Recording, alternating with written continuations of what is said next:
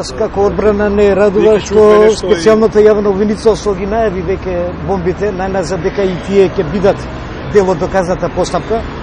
Ние како одбрана на вистина сме во ситуација и се надеваме на тие бомби дека ќе ни помогне да го аргументираме ова што досега и го изјавуваме практично дека ова не се сторителите. Меѓутоа во случај да фали, така условно да кажам, некоја тие бомби, мислам дека и бомбите што и досега се презентирани од така наречената отшека дека ние како одбрана тие ќе ги искористиме. Бидејќи надлежност на СЈО, дефинитивно имаме право тие да ни бидат дел од доказната постапка.